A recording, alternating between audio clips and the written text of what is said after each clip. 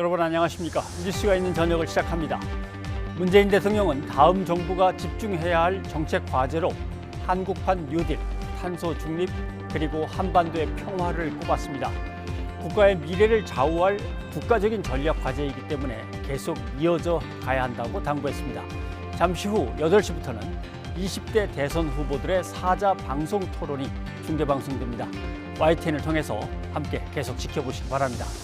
먼저 윤보리 앵커가 오늘 준비한 주요 내용을 소개해드립니다. 전해주시죠. 네, 오늘의 주요 뉴스 전해드립니다. 국민의힘 윤석열 후보의 적폐 수사 발언에 대해 더불어민주당은 윤 후보 자신의 적폐를 보라며 가족 수사에 협력하라고 촉구했고, 국민의힘은 여당과 청와대의 선거 개입이라고 맞섰습니다. 임종석 전 대통령 비서실장의 입장과 반론 들어보겠습니다. 오늘 저녁 8시부터 YTN이 생중계할 대선 후보 2차 TV 토론은 적폐 수사 발언과 후보 부인 문제 등을 놓고 뜨거운 공방이 예상됩니다. 배우자 의혹, 댓글 조작 의혹 등에 대한 상호 고발도 잇따르고 있습니다. 현장 취재했습니다. 전남 여수 국가산업단지 내 여천 NCC 공장에서 폭발 사고가 나 4명이 숨지고 4명이 다쳤습니다. 중대재해처벌법 시행 이후에도 산업 현장 사망 사고가 잇따르고 있습니다. 코로나19 신규 환자가 이틀째 5만 명대를 기록했습니다. 정부는 위중증자와 사망자가 급증하지 않으면 거리두기 조치를 완화할 수 있음을 내비쳤습니다. 더불어민주당 이재명, 국민의힘 윤석열, 정의당 심상정, 국민의당 안철수 대선 후보가 잠시 뒤 두 번째 TV 토론에서 맞붙습니다. 대선 후보 4명은 오늘 저녁 8시부터 한국기자협회가 주최하고 YTN을 포함한 보도 채널과 종합편성 채널 등 방송사 6곳이 공동으로 주관하는 대선 후보 2차 합동 TV 토론회에 참석합니다. 지난 1차 토론에 이어서 8일 만에 다시 맞붙는 대선 후보 4명은 본격적인 정책 대결과 검증 공방을 예고하고 있습니다. 두 번째 토론을 앞둔 후보들의 각오를 들어보겠습니다. 특별한 전략이라기보다는 우리 국민 여러분께 위기 시대에 유능한 리더가 필요하다. 리더의 무능은 죄악이다. 이런 부분을 좀 집중적으로 말씀드리려고 합니다. 저는 늘 TV 토론은 다른 후보들과 하는 것이 아니라 국민께 제가 드리고 싶은 말씀을 드리고 국민들께 진정성 있는 제 태도를 보여드리는 것이 중요하다고 생각합니다. 정책과 비전 중심의 경쟁을 이끌겠습니다. 하루 지금 확진자 5만 명이 넘어서는 코로나 위기 극복 대책, 그리고 우리 2030 청년들의 희망의 미래를 말할 수 있도록 단단하게 준비된 정책 말씀드리겠습니다. 세부적으로 한번 그분의 생각들을 따져보고 그게 과연 대한민국의 발전을 위해서 도움이 되는 방향인가, 또는 정말로 중요한 사항을 파악하고 있는 것인가, 그런 것들을 물어볼 생각입니다. 다음 소식입니다. 국민의힘 윤석열 대선 후보의 적폐 수사 발언에 대한 문재인 대통령의 정면 대응 이후 정치권에서 후폭풍이 커지고 있습니다. 민주당은 난폭한 검찰주의이자 정치보복이라며 맹비난했고, 국민의힘은 법치주의를 말한 후보를 향해 청와대와 여당이 불법 선거 개입을 간다고 받아쳤습니다. 이경국 기자입니다. 민주당은 적폐 수사 발언에 대한 맹공을 이어갔습니다. 국민의힘 윤석열 후보의 발언은 한국 민주주의의 위대한 성취를 부정하는 거라고 비판하고, 민주주의 발전은 법치주의에서도 이루어져야 합니다. 난폭한 검찰주의로는 법치주의 발전을 이룰 수가 없습니다. 전 정권 인사들을 괴롭혀 집권 이후 수세를 극복하려는 구상을 내비친 거라고도 지적했습니다. 국회에서 예산과 법안이 잘 통과되지 않으면 여러 가지 수세에 몰릴 텐데 바로 그 문제를 돌파하기 위한 정치적 해법으로 이른바 정치 보복으로 규정하며 친문 지지층을 포함한 여권 총결집에 나선 거란 분석이 나오는 가운데 민주당 상임 고문단과 청와대 전직 비서관들도 검찰공화국을 막아야 한다고 일제히 규탄했습니다. 국민의힘은 윤 후보가 살아있는 권력에 대항한 국민이 불러낸 후보임을 강조하며 현 정권과 대립각을 세웠습니다. 청와대의 적반하장에 되레 정권 심판 여론이 더 강해질 거라고 주장했고, 최근에 문재인 대통령이 우리 후보의 통상적인 발언에 대해 가지고 굉장히 과격하게 반응하면서 우리 후보가 정권 교체의 유일한 대안이라는 것이 갈수록 부각되어 가고 있습니다. 문재인 대통령과 청와대, 민주당이 합작해 제1야당의 후보를 공격하는 경험하지 못한 불법 선거 개입이라고 꼬집었습니다. 다만 범죄를 법에 따라 처리하는 건 법치주의라며 정치 보복 프레임은 차단하고 나섰습니다. 불법과 부정이 있으면 지위 고하를 막론하고 법과 원칙에 따라 수사해서 처벌해야 하는 것 아닌가요? 법 앞에 만인이 평등한 것이지 신분에 따른 성역이 있을 수 있나요? 적폐 수사 발언이 불러올 파장에 여야 모두 신경을 곤두세우고 난타전을 벌이는 가운데 민심이 어느 쪽을 향할지는 예측하기 어려워 보입니다. YTN 이경국입니다. 이재명, 윤석열 두 후보의 배우자를 둘러싼 의혹이 총공세와 상호 고발전으로 번지고 있습니다. 민주당은 김건희 씨 주가 조작 의혹 엄정 수사를 촉구하며 윤 후보를 검찰에 고발했고, 국민의힘은 이 후보와 김혜경 씨를 직권 남용 등의 혐의로 공수처에 고발했습니다. 김태민 기자입니다. 과잉 의전 논란을 연일 맹폭하고 있는 국민의힘이 이번엔 고위공직자 수사처를 찾았습니다. 이재명 후보 부부와 함께 김혜경 씨 수행을 전담한 것으로 알려진 배모 사무관까지 직권남용과 국고손실 혐의로 고발했습니다. 앞서 검찰에 이어 공수처에까지 고발장을 제출하며 전방위 수사 압박에 나선 겁니다. 이 사건은 간단합니다. 경기도청에 대한 압수수색을 통해서 업무 추진비의 사용 내용만 파악하면 쉽게 확인할 수 있는 사건입니다. 공수처의 철저한 수사를 촉구합니다. 윤석열 후보의 부인 김건희 씨를 향한 여당의 공세는 김혜경 씨 의혹을 덮기 위한 물타기라고 일축했습니다. 이에 질세라 민주당도 수사기관으로 달려갔습니다. 민주당 의원들은 서울중앙지검을 찾아 도이치모터스 주가 조작 연루 의혹에 대한 김건희 씨 소환 조사를 촉구했습니다. 불러서 소환 조사를 하는 것은 수사의 기본 중에 기본입니다. 그럼에도 다른 주 공범들이 모두 구속까지 돼서 기소가 된 상황에서 소환조차 하지 않았다는 것은 이것은 심각한 직무유기라고 말할 수밖에 없습니다. 이와 함께 윤 후보가 지난해 말 관훈 토론회에서 김 씨의 도이치모터스 주식 거래가 며칠에 불과했다고 해명한 발언을 문제 삼아 허위사실 유포 혐의로 검찰에 고발했습니다. 또 윤 후보가 중앙지검 특수일부장으로 재직했던 지난 2013년 장모 최모 씨가 저축은행으로부터 특혜성 대출을 받아 땅 투기를 한 의혹이 있다며 해명을 요구했습니다. 양강 후보 모두 이른바 배우자 리스크가 변수로 떠오른 가운데 고발전으로까지 번진 네거티브 공방, 대선이 다가올수록 격해지는 모습입니다. YTN 김태민입니다. 네, 국민의힘 윤석열 후보의 적폐 수사 발언 이후에 후폭풍이 뜨겁습니다.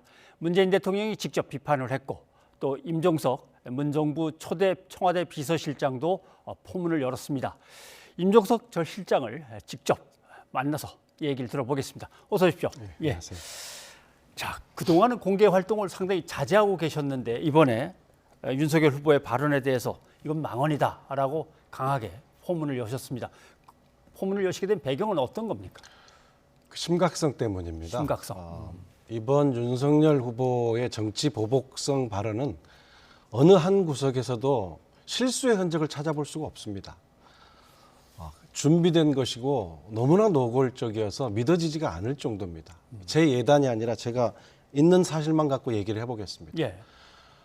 지나가면서 한 이야기가 아니고 한 언론지, 유력 언론지와 한 정식 인터뷰입니다. 예. 이 질문을 알고 간 것입니다. 우리가 대통령 선거 때마다 나오는 어찌 보면 1번 질문이기도 합니다. 상식적인 후보라면 정답이 정해져 있습니다. 예. 한국 정치의 오래된 정치 보복의 폐습을 끊고 국민 통합의 정치를 하겠다. 누구나 이렇게 대답합니다. 그런데 윤석열 후보는 다른 선택을 합니다. 이 질문을 알고 간 정식 인터뷰에서 보시죠. 집권하면은 전 정권 적폐청산 수사를 할 거냐? 이게 예. 질문입니다. 해야죠. 해야죠. 좀 이상하다고 생각했던지 돼야죠. 돼야죠. 이렇게 이야기합니다. 기자도 당황했을 겁니다. 정답이 나올 거라고 예상했을 거예요. 그래서 기자가 다시 물어봅니다. 예. 그러면 정치 보복으로 흐르지 않겠느냐? 시스템 따라 하는 겁니다. 이게 윤석열 후보의 답입니다. 그럼 윤석열 후보가 말한 시스템은 언론 인터뷰에 다 반영되지 않은 그 다음 질문들에 다 답을 합니다.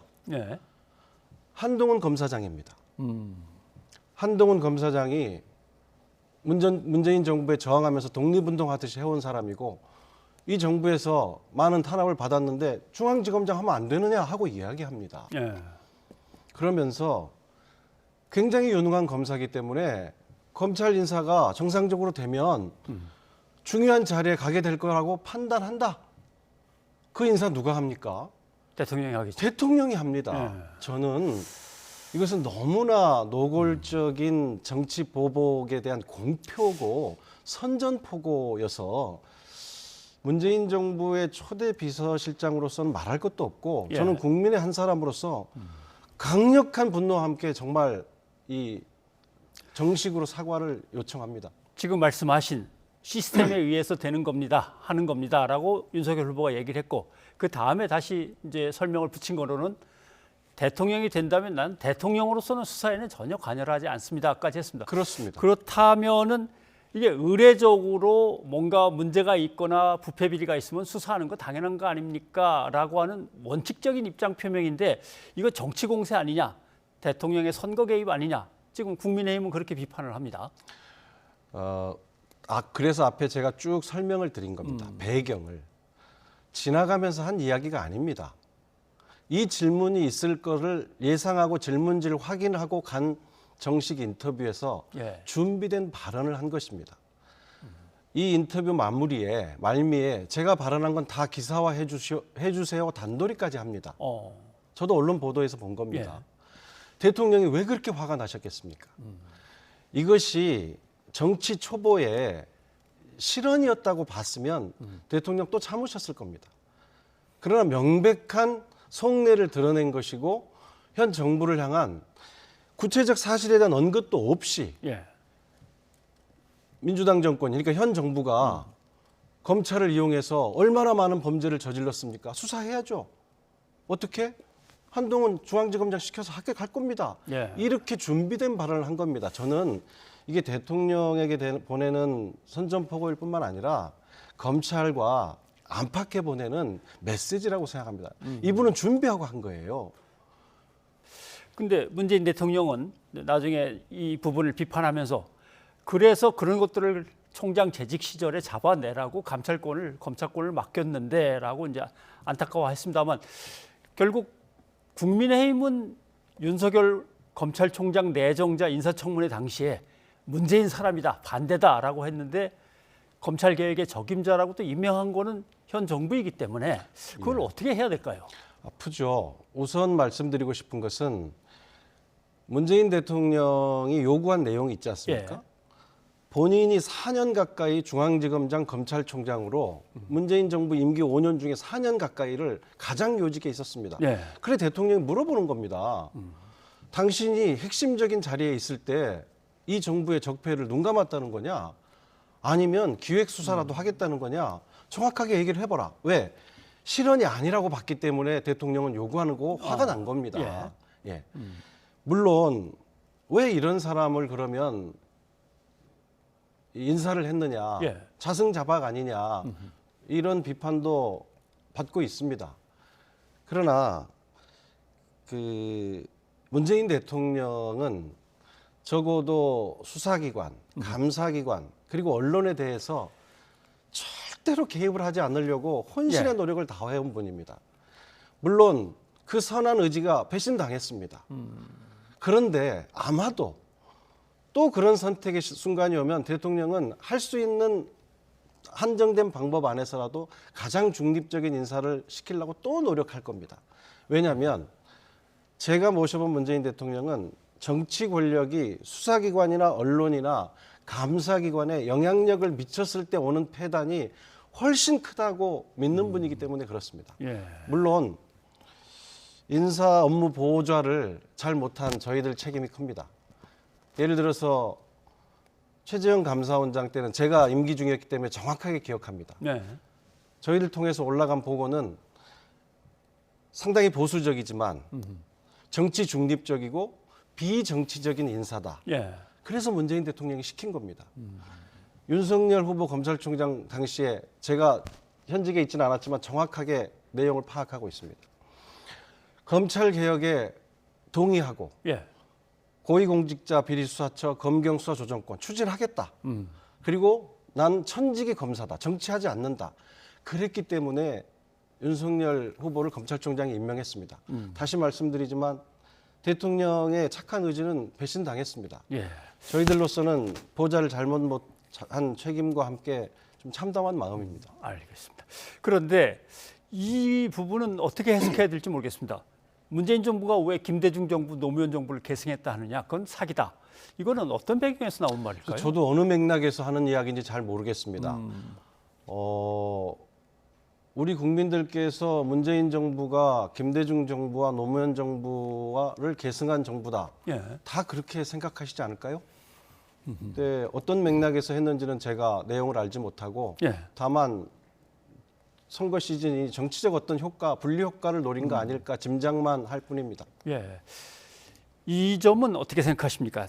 국민의힘이 서울 종로 대선과 함께 치루어질 국회의원 보궐선거에 최재형 전 감사원장을 내정한다고 지금 얘기가 나옵니다. 그러면 현 정부에서 검찰총장 하던 사람, 감사원장 하던 사람들이 야당에서 다 정치인이 된다면 앞으로 대통령은 어떤 사람들을 그 자리에 앉혀야 되나? 지금 뭐 문재인 대통령 같으면 그래도 가장 중립적이고 정치권의 영향을 안 받을 사람을 시킬 것이다라고 얘기는 하시지만 실제로 대통령 입장에서는 나중에 다 자기를 향해 돌아올 칼이라면 이걸 어떻게 해야 될까 이런 고민도 할 수 있을 것 같고요. 예, 문재인 대통령은 또 다시 중립적인 인사를 찾는 고민을 하실 겁니다. 그러나 저는 앞으로 어떤 대통령도 뒤통수가 가려워서 이제는 충성스러운 사람을 찾을 거라고 짐작합니다. 예. 야당에 간 것이 문제가 아니라 정치에 직행한 것이 문제입니다. 현직 검찰총장, 현직 감사원장이 임기를 팽개치고 대통령을 겨냥한 정치를 하면서 그 자산을 축적해서 전국적인 인지력이 있는, 인지도가 있는 정치인으로 부상한 겁니다. 민주주의가 굉장히 추상적인 것 같지만 하나하나 제도가 정착되고 불문율이 자리 잡을 때까지는 굉장히 많은 희생과 대가를 치른 겁니다. 지금 가장 중립적이어야 할 검찰총장, 감사원장이 현직을 집어던지고 바로 정치에 직행한 것은 우리 대한민국 민주주의에 매우 불행한 일입니다. 그리고 이것 때문에 이런 일은 여기서 끝나지 않을 것입니다. 제가 것이다. 좀 비꼬긴 했습니다마는 이 야심 있고 능력 있는 수많은 후배들이 공부를 했을 겁니다. 매우 불행한 일입니다. 예.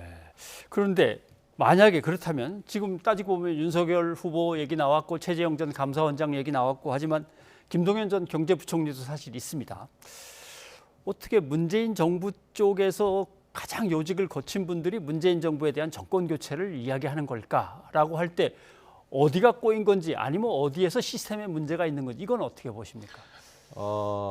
김동연 부총리는 조금 결이 달라서 약간 제가 좀 뭐, 언급하는 게 적절치 않은 것 같고요.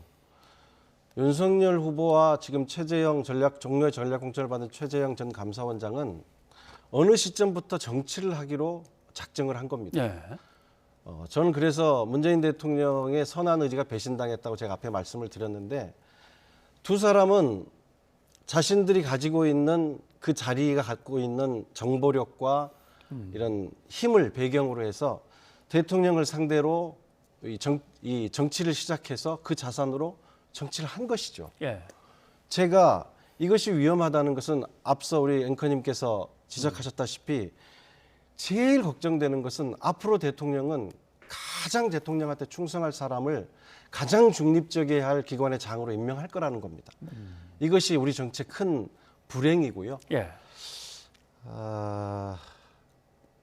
좀 허망합니다. 예. 알겠습니다.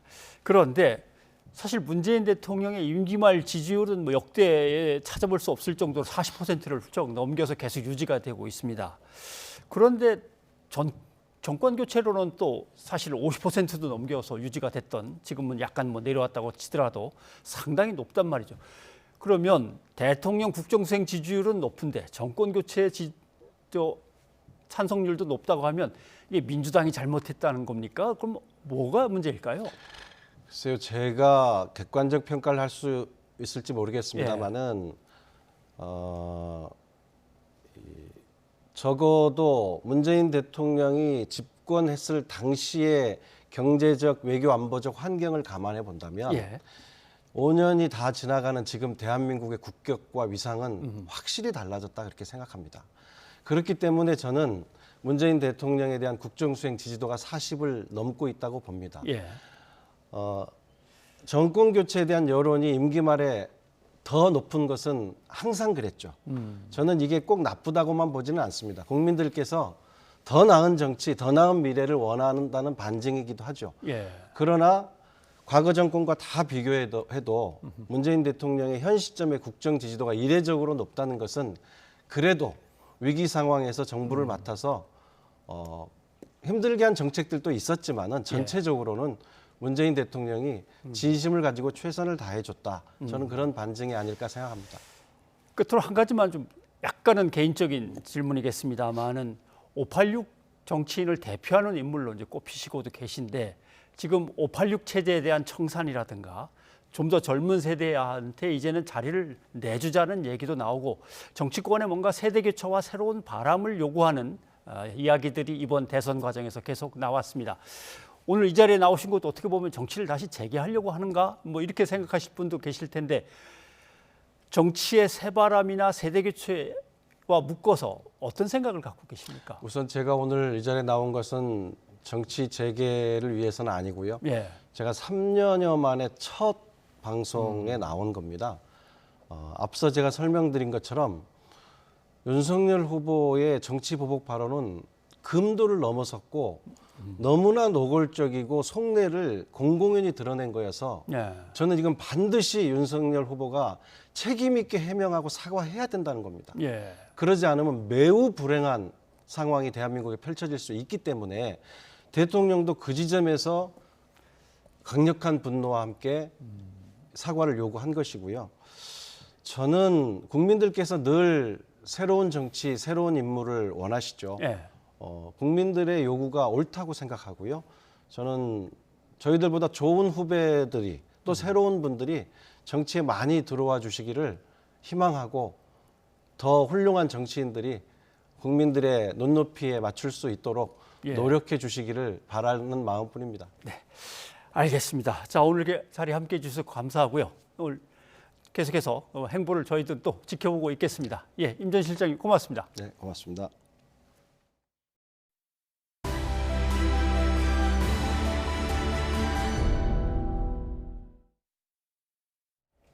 더불어민주당은 국민의힘 선거대책본부 관계자들이 기사 댓글 조작에 개입했다며 검찰에 고발했습니다. 국민의힘은 명백한 허위 사실이라고 반박했습니다. 김자영 PD가 현장을 취재했습니다. 더불어민주당이 검찰에 낸 고발장입니다.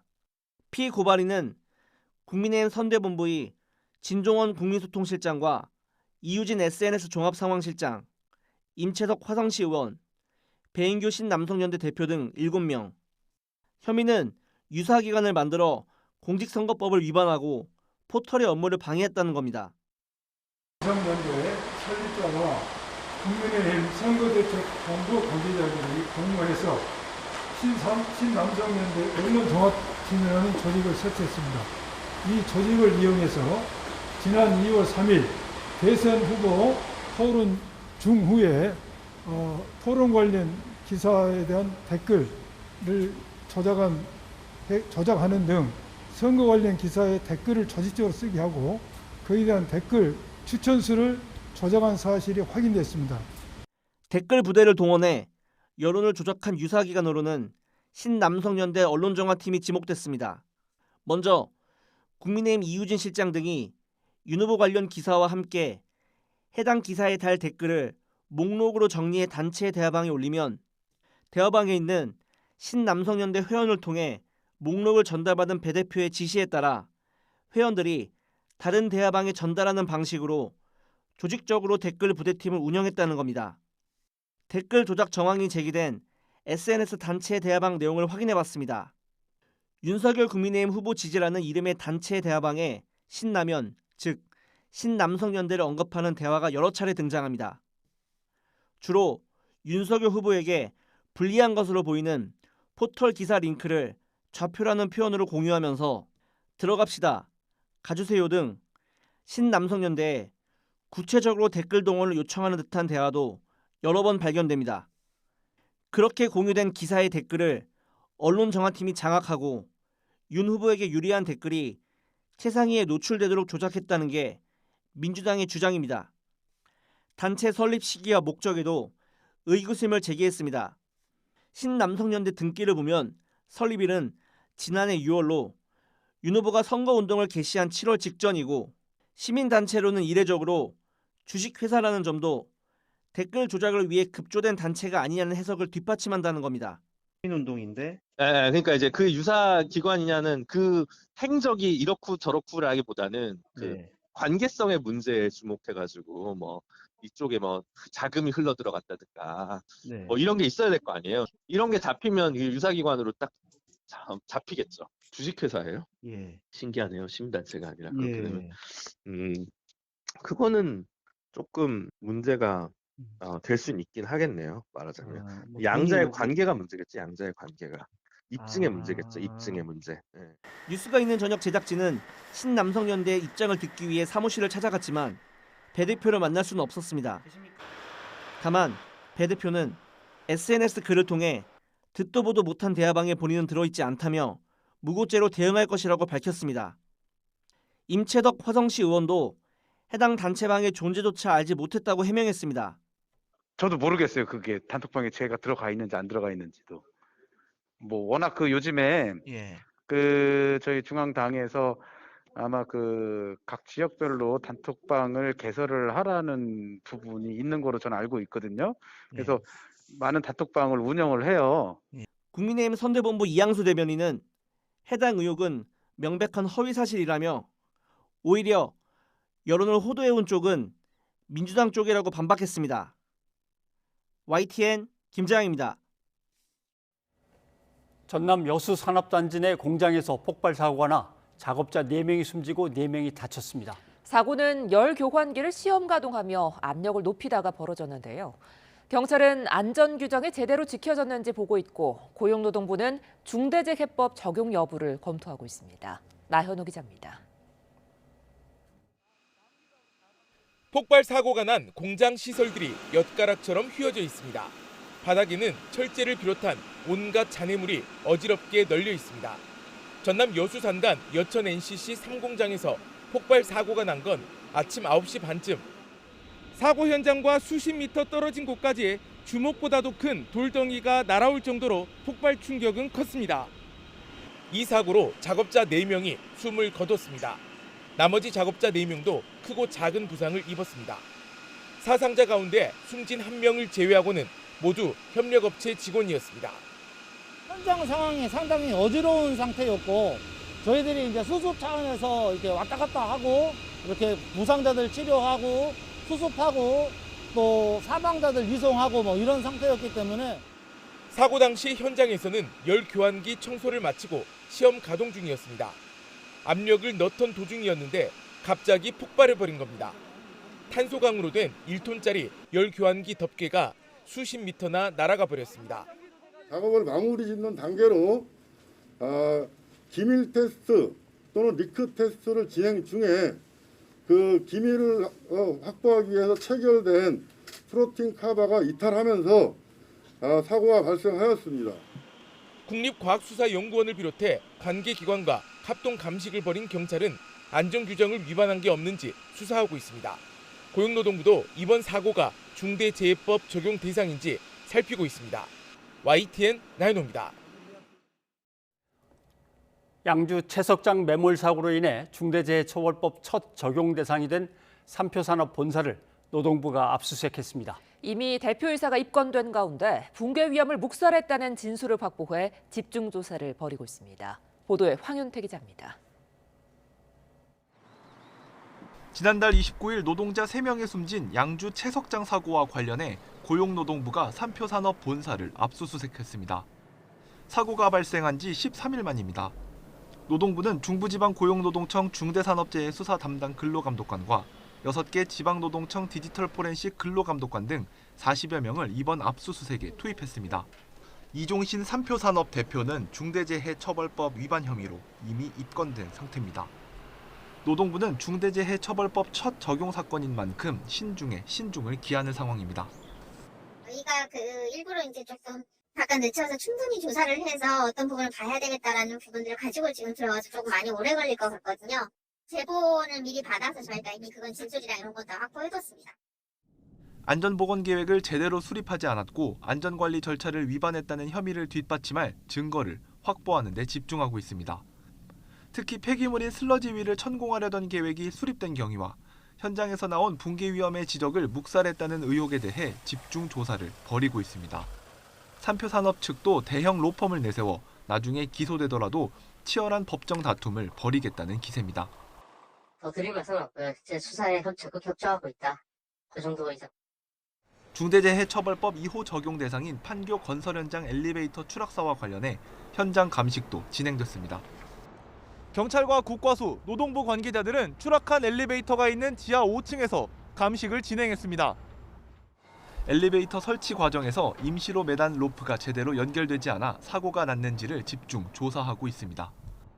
엘리베이터가 다 설치된 정상적인 상황이 아니라고 볼 수 있습니다. 그래서 묶어놓은 체인이나 체인 블락 이런 장치들의 문제가 있어서 추락이 되었지 않나. 경찰과 노동부는 감식 결과를 토대로 시공사인 요진건설산업과 현대엘리베이터 관계자들을 불러 조사할 방침입니다. YTN 황윤태입니다. 오미크론 변이 대유행이 이어지면서 코로나19 신규 환자가 이틀째 5만 명대를 기록했습니다. 그럼에도 정부는 경제, 사회적 피해를 최소화하는 일도 중요하다며 거리두기와 방역 패스 조정 여부를 검토 중입니다. 보도에 이동우 기자입니다. 오미크론 변이 확산세가 지속되면서 코로나19 신규 환자는 이틀째 5만 명대를 기록했습니다.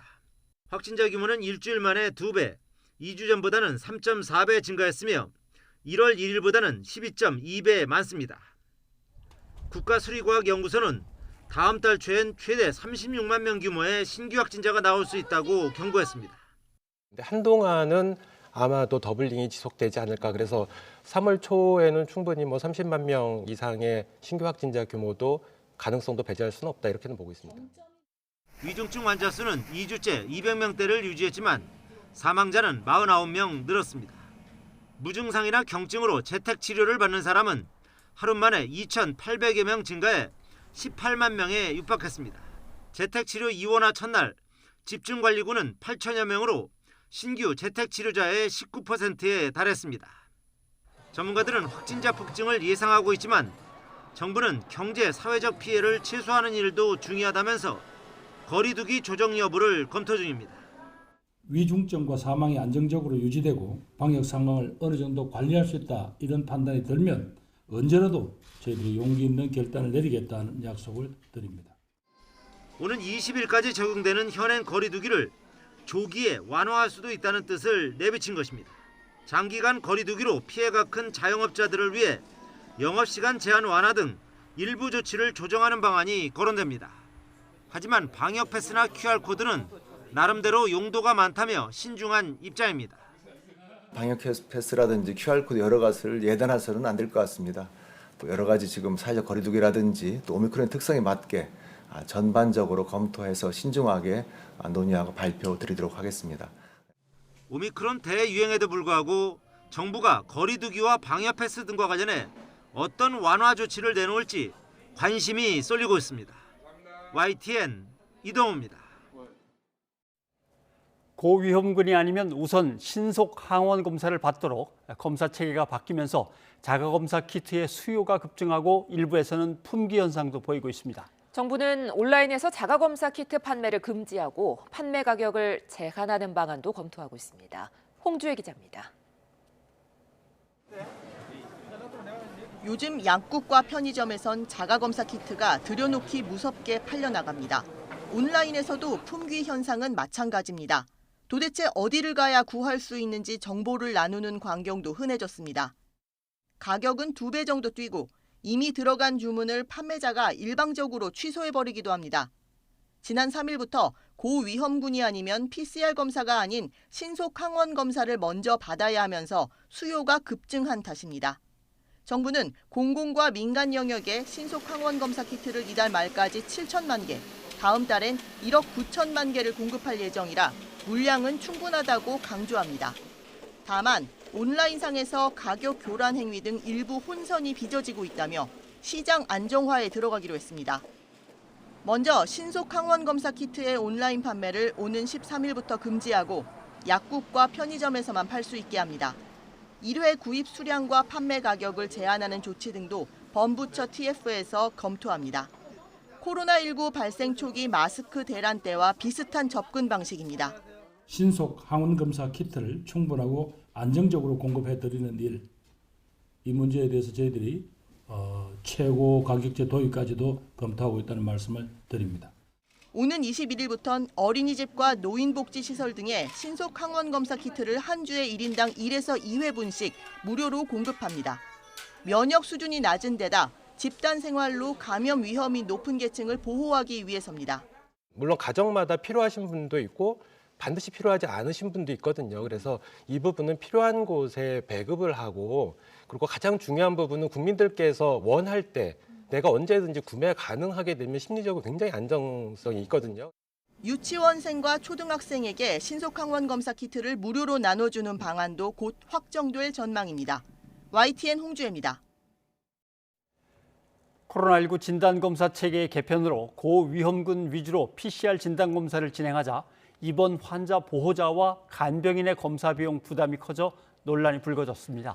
정부는 첫 PCR 검사는 무료로 받을 수 있도록 하고 이후에는 건강보험을 적용해 4천 원 정도만 내면 검사를 받을 수 있도록 했습니다. 이형원 기자입니다.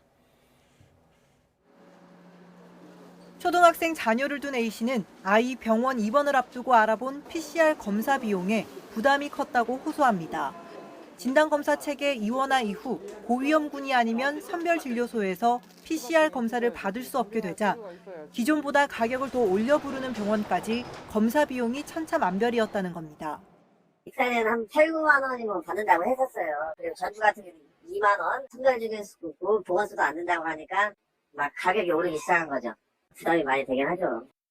A씨 같은 환자 보호자는 물론 간병인이 병원에 상주하려면 PCR 음성 확인서 제출이 필수라 한 번에 최대 10만 원에 달하는 검사 가격이 부담일 수밖에 없습니다. 이 같은 비용 논란에 정부는 이르면 오는 21일부터 PCR 검사에 건강보험을 적용하기로 했습니다.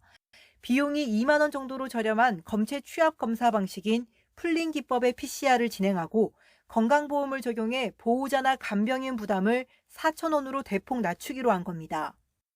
방역적 우선순위가 높은 보호자와 간병인의 경우 주 1회에 건강보험을 적용해 비용 부담을 낮추겠습니다. 본인 부담은 4천 원 정도, 20%입니다. 4천 원 정도로 낮아질 것으로 생각합니다. 또 입원 전 환자와 함께 보건소 선별진료소를 방문하는 보호자나 간병인 한 명은 무료로 PCR 검사를 받을 수 있도록 했습니다. 다만 환자 상태에 따라 선별진료소를 직접 찾기 어려운 경우도 있는 만큼 불편을 최소화할 방안 마련이 필요하다는 지적도 나옵니다. 보호자랑 환자랑 같이 가라고 그러던데 이게 현실적으로 가능하다는 건 좀 아니다 봐요, 저는. 중증 환자 같은 경우는 어떻게 데리고 갈 거냐는 얘기예요. 다리 아프고 한 사람들은 어떻게 할 거냐고요. 선별진료소 같은 데는 휠체어 같은 게 전혀 준비가 안 돼 있어요. 정부는 오는 17일까지 전문가 등 각계 의견 수렴을 거쳐 보호자, 간병인에 대한 감염 관리 지침을 확정할 방침입니다. YTN 이영훈입니다. 네, 잠시 후에는 대선 후보 사자 TV 토론이 방송됩니다. 저 같으면 이걸 꼭 한번 물어보고 싶습니다. 기사 제목을 한번 보시죠. 자, 집값이 흔들립니다. B2 영끌했는데 대출 절벽으로 내몰리고 있는가. 그러니까 있는 돈 없는 돈 다 끌어모아서 집을 겨우 장만했는데 금리 인상으로 이자 부담이 늘고 반면에 집값 상승은 멈춰버리고 어쩌면 좋으냐라는 그런 보도입니다. 그런데 후보들이 내놓는 부동산 공약은 이거하고는 좀 다르게 흘러가고 있습니다. 보시면 금융대출 완화해 주마. LTV 10억짜리 집을 산다고 할 때 4억까지 빌릴 수 있는데 무슨 소리 8억, 9억까지 빌릴 수 있도록 하마. 그러나 총 부채 원리금 상환 비율이라는 게 있죠.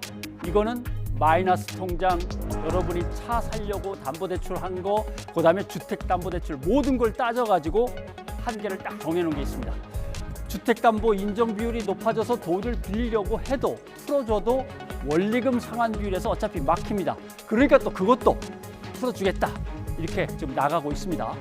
물론 갚을 능력이 충분하니까 돈을 빌려도 되는데 규제 때문에 못 빌리는 분들도 계실 거라고 생각을 합니다. 그렇지만 이제 부동산 거품이 정말 본격적으로 꺼지기 시작한다면 국가 경제는 어떤 일을 겪는가? 뭐 짐작하시는 대로입니다. 일본이 걸었던 그 길 그대로 금융 불안정까지 가는 거죠. 오늘 경제학술대회에서 나온 지적은 이렇습니다. 보시면 우리 민간과 정부 부채는 GDP의 254%까지 가서 이제는 정책으로 대응해야 된다. 특히 가계부채, 기업부채는 이미 선을 넘었다는, 임계치를 넘었다는 진단이 나온다. IMF가 보기에는 민간 부채 중에서 한 20% 정도는 부실 가능성이 있다. GDP 대비로는 40%. 예, 지구촌의 부동산, 특히 주택 가격은 3년간에 걸쳐서 한 10%에서 20% 정도 떨어질 수 있다고 보고 있습니다. 특히 부동산 거품이 많이 낀 나라는 아까처럼 자금이 선순환하는 게 아니라 역순환이 벌어질 수도 있다는 경고가 나오고 있습니다. 그래서 돈 많이 빌리도록 제도를 고치겠다는 후보들에게 이 문제에 대한 답이 준비되어 있는지 저는 궁금한 거죠. 규제 완화 무조건 해주겠다고 돈 많이 풀겠다고 하는 건 필즘 아닌가? 부동산의 가격이 하락하면 그때 내놓을 정책은 준비해 놓고 있는 건가? 그다음에 시중은행들은 대출을 해주면서 이자로 돈 무지무지하게 많이 벌었습니다. 그래서 약탈적인 대출이라고 하는 거죠. 시중은행의 돈벌이에 도움이 되는 게 아니라 돈이 필요해서 집을 살 사람들이 정책금융을 통해서 싸게 안전하게 빌릴 수 있는 방법은 마련해 놓고 있는가? 자, 후보들끼리 서로 좀 묻고 토론을 벌여주십시오. 경청하겠습니다. 변상욱의 앵커 리포트였습니다.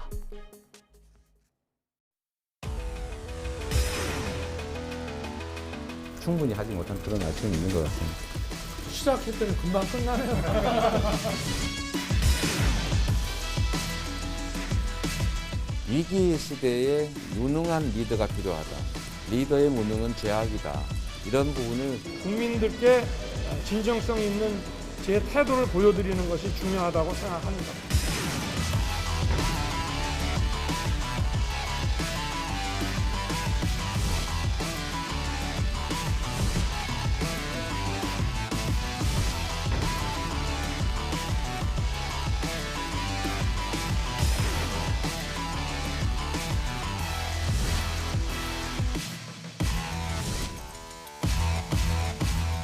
세부적으로 한번 그분의 생각들을 따져보고 정책과 비전 중심의 경쟁을 이끌겠습니다.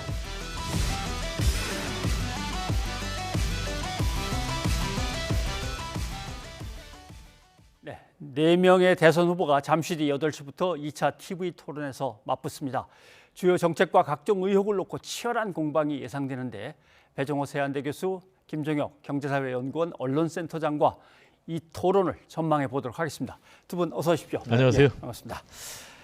자, 1차 TV 토론에서 치열한 공방을 벌였는데 오늘은 또 어떻게 펼쳐질지 백 교수님 보시기에 어떻습니까? 1차 TV 토론 다 보셨겠지만 그렇게 치열한 공방은 아니었던 것 같아요. 예. 일단 탐색전 성격이 강했으니까요. 전체적으로 좀 무난한 모든 후보들 그런 TV 토론 보여줬지만은 이제 2차 TV 토론의 탐색전 끝났으니까 네. 본격적으로 불꽃 튀는 공방을 벌일 것 같습니다. 예. 두 가지 이유 때문에 그런데요. 1차 TV 토론에 비해서 일단 토론의 방식이 바뀌었습니다. 이번에 2차 TV 토론은 이 자유 토론 네. 시간이 56분 그러니까 거의 1시간 동안 내용이 없이 그냥 합니다. 그리고 특히 이제 자유 주제 같은 경우는 주제도 없어요. 예. 그리고 두 번째 정책 주제 같은 경우도 뭐 경제 또는 외교, 뭐 기후, 연금 이렇게만 정해져 있지 무슨 질문이 나올지 모르거든요. 아시겠지만 이제 1차 TV 토론에서 윤석열 후보가 상당히 좀 곤혹스러운 장면들이 나왔어요. 아리 백이 뭐냐? 라니까 좀 그것도 전혀 몰랐고 텍소노미도 몰랐고 에너지 전환 정책에 대해서 상당히 좀 준비가 안 된 그런 모습. 특히 더 나아가서 주택 청약 제도와 관련해서 안철수 후보가 계속 물어보니까 몰라가지고 좀 모양새를 구긴 그런 측면이 있었는데 오늘 2차 TV 토론에서는 이런 모습이 더 나올 가능성도 없지는 않다라는 그런 부분. 그리고 이제 또 적폐청산 이 발언이 있었기 때문에 굉장히 치열한 공방이 있을 것 같고요. 이재명 후보만 이걸 가지고 공격하는 게 아니고 안철수, 심상정 후보까지 윤석열 후보를 향해서 공격을 하면은 3대 1의 협공이 펼쳐지면서 이 과정에서 56분 동안의 자유 토론에서 누군가가 결정적인 실언이 나온다면은 전체 토론에 좀 영향을 미칠 것으로 보입니다. 더 거친 황야에서 아무튼 진검승부가 펼쳐질 거다 이렇게 보시는데요. 센터장님 어떠십니까? 근데 15분 뒤에 시작될 토론을 저희한테 예측하라고 그러면 이거 틀리면 어떡하라고 지금 농담이지만요. 예. 어쨌든 뭐 우리 배 선배 말씀하신 대로 좀 더 치열한 토론이 벌어지겠죠. 그리고 저는 궁금한 게 지난번에는 이제 김혜경 씨에 대해서 아무도 언급을 안 했잖아요. 사실은 그것 자체가 오늘은 근데 그 이후에 여러 가지 추가 사실이 폭로됐기 때문에 이제는 뭐 개인이 뭐 좀 잘못한 그런 부분에 떠나서 어떤 공직자로서의 자질이나 자격 문제까지 남편으로서 이런 부분까지 언급될 수 있어서 과연 이 부분을 누가 먼저 공격을 시작할 것이냐 이런 부분이 좀 궁금하고요. 안철수 후보 같은 경우는 세부적으로 좀 따져보겠다 이렇게 말씀을 하셨으니까 아마 좀 구체적인 것들을 질문을 하실 것 같아요. 그리고 심상정 후보 같은 경우는 좀 그랜드 비전, 큰 정책 이런 것들을 논의할 것 같고 역시 뭐 대장동이라든가 적폐 논란 뭐 이런 부분은 서로 공방이 있을 것 같습니다. 뜨거울 것 같네요. 적폐 수사와 관련해서 이제 뭐 지금 논란이 뜨겁고 후폭풍이 있으니까 여기에 대해서 윤 후보가 뭐 죄송합니다. 그건 이런 취지였습니다 하고서 사과를 할 가능성이 있을까 하는 것도 조금 궁금하고 상당히 이거 가지고 오늘 곤욕을 치르지 않을까 이런 예상도 나오는데 예상되시기는 어떻습니까? 저는 뭐 사과는 안 할 것 같습니다. 왜냐하면 그 사과는 원하는 거거든요. 지금 엄밀하게 따지면 이재명 후보도 과거에 뭐라고 그랬냐면 만약에 잘못된 것을 바로잡는 게 정치보복이라면 그런 정치보복은 철저하게 해야 된다고 이런 주장을 하셨고 문재인 후보도 과거 DJ 대북 송금 수사를 하면서 잘못된 거 다 책임져야 된다 관련자들은 이렇게 말씀을 하셨던 적이 있어요. 근데 지금 제가 보기에 문재인 후보와 문재인 대통령과 청와대 쪽에서 저렇게 굉장히 강경하게 나오시는 거는 사실은 사과를 받아냄으로써 다음에 이 윤 후보가 만약에 대통령이 당선이 됐을 경우에 그 이후에 정말로 그런 일이 벌어지는 것들을 사전에 미연에 방지하기 위해서 그때 당신 잘못했다고 사과했는데 이게 뭐 하는 짓이냐 이런 식의 방패막이를 하기 위해서 하는 것 같다는 느낌이 들고요. 또 하나는 본인들의 이제 그 지지자들, 친문 지지자들 결집하기 위한 두 가지 목표 때문에 강경하게 나오시는 건데 윤 후보가 그렇다고 해서 나는 원론적인 얘기를 한 건데 거기에 대해서 왜 사과를 해야 되느냐 이렇게 나오지 않을까 싶습니다. 자, 원론적인 얘기고 시스템에 의해서 돌아가는 것이고 대통령이 직접 수사에 이런저런 관여는 난 절대 안 한다라고 해명이 나올 것인데 제가 볼 때는 상당히 오늘 코너에 몰릴 것 같습니다. 왜냐하면 원론적인 수준의 발언을 넘어선 거죠. 첫 번째로 물어봤잖아요. 전 정권 적폐 청산 수사할 것이냐 집권하면 그러니까 세 번이나 해야죠 돼야죠라고 얘기를 했단 말이에요. 그러면서 아예 대상을 특정을 했어요. 그리고 서울중앙지검장의 자신의 오른팔인 한동훈 검사장을 발탁할 것까지도 얘기를 해버렸단 말이에요. 그러면은 과거에 본인이 이 정치 보복에 대해서 뭐라고 규정을 했냐면은 경선 과정에서요. 정치 보복은 특정 대상을 딱 정해 가지고 뒤지고 찾으면 그게 정치 보복이지 법에 따라서 자연히 드러나는 것을 수사하는 것은 정치 보복이 아니다라고 했거든요.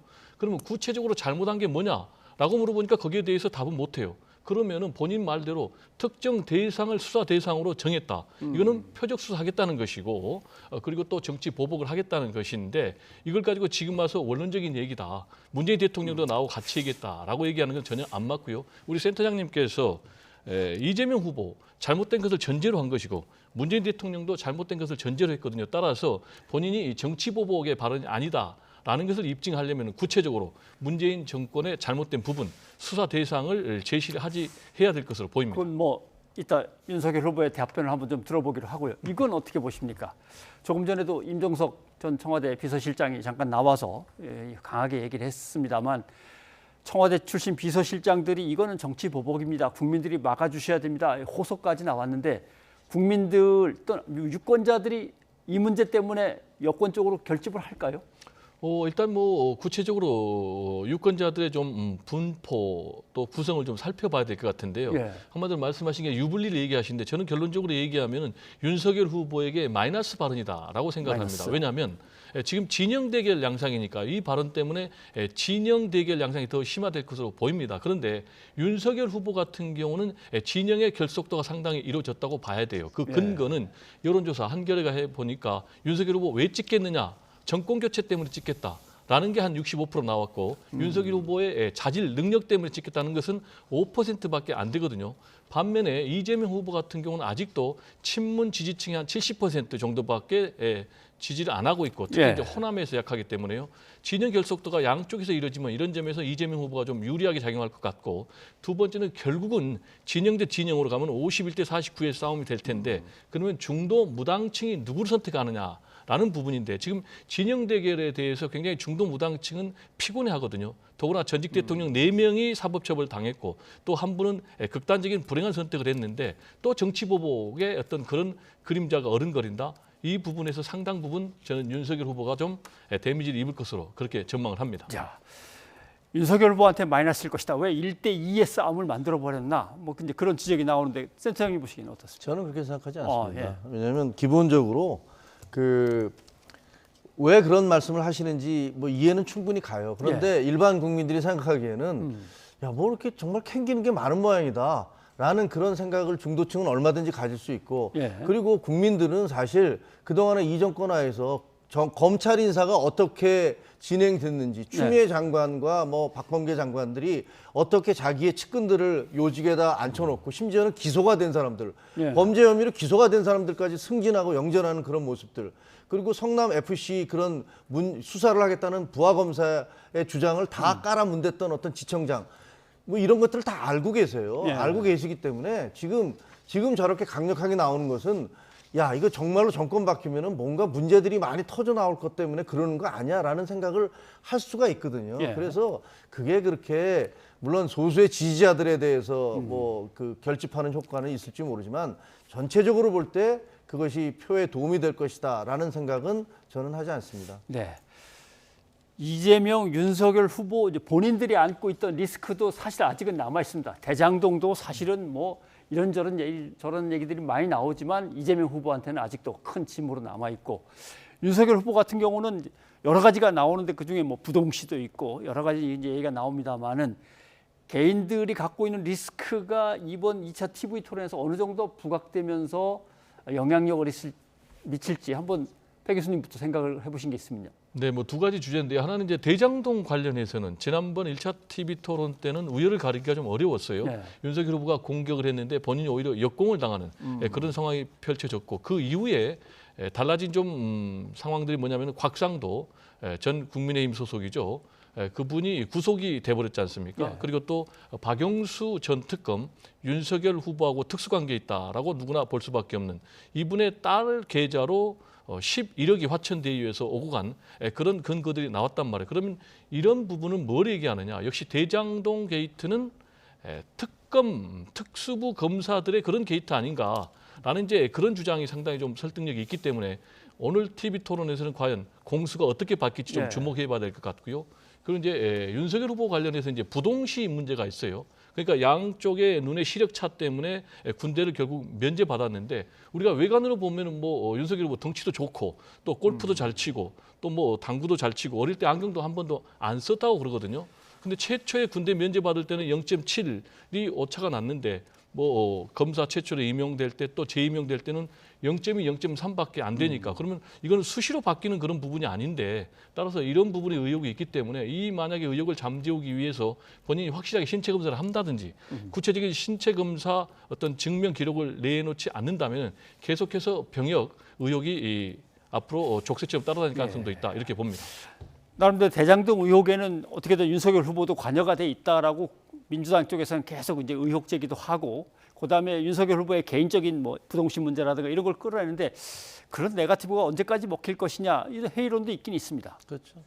하지만 대장동 문제 같은 경우는 워낙 모든 국민들이 지켜봤듯이 이게 주택의 문제고 그다음에 뭐 당군 이래 장영자 이철이 사건 이래로 두 번째로 큰 비리 사건이다. 그 천화동인이라는 몇몇 안 되는 사람들이 3억 5천만 원을 투자를 해서 거의 1조에 가까운 수익을 얻었던 그런 상상할 수 없는 범죄다라는 그런 얘기들이 나오고 있지 않습니까? 그런데 민주당과 이재명 후보는 그것을 예를 들면 그런 몸통을 놔두고 거기 뭐 몇십억씩 받았다는 그런 깃털들 몇 명을 놓고서 그게 본질이다라고 얘기하시는데 국민 여러분들께서는 다 알고 계시다고 생각해요. 뭐 어디 누가 책임이 있고 그리고 그 돈은 과연 다 어디로 갔는지 그 많은 돈 중에서 일부가 몇몇 그 로비하는 자금으로 해서 몇몇 쓰였다고 그래서 그 사람들 다 책임져야죠, 당연히. 하지만 국민들께서는 특검을 통해서 지금 뭐 검찰 수사가 제대로 될 거라고 생각하지도 않고 나중에 특검을 통해서 진짜로 몸통이 누군지 그리고 그 천문학적 돈은 다 어디로 사라졌는지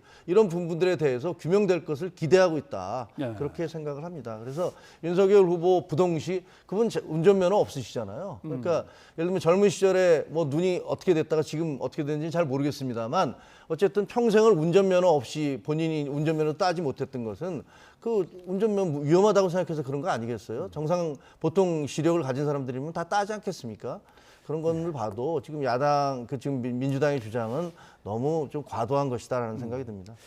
그다음에 이제 두 후보가 공히 배우자 리스크가 있습니다. 그렇죠. 과잉 의전에 대한 의혹 제기가 이제 막 쏟아져 나왔고 도이치모터스 주가 조작도 계속 쏟아져 나오고 있고 두 배우자 의혹 리스크 중에서는 어떤 게 더 파괴력이 있겠습니까? 뭐 우열을 가리기 어려울 정도로 굉장히 양 후보 배우자들의 문제가 폭발성이 강한 그런 이슈임에는 틀림이 없는 것 같아요. 그럼 이제 오늘 TV 토론은 어떻게 할 거냐? 제가 볼 때는 1차 TV 토론하고 비슷한 모습을 보일 것 같아요. 왜냐하면 말씀하신 대로 각자 배우자 리스크가 있는데 상대 후보의 배우자를 향해서 공격을 한다? 그럼 누가 봐도 국민들은 내로남불 아니냐 이런 그런 생각을 가질 것 같고 그리고 너무 네거티브로 가는 것 아니냐?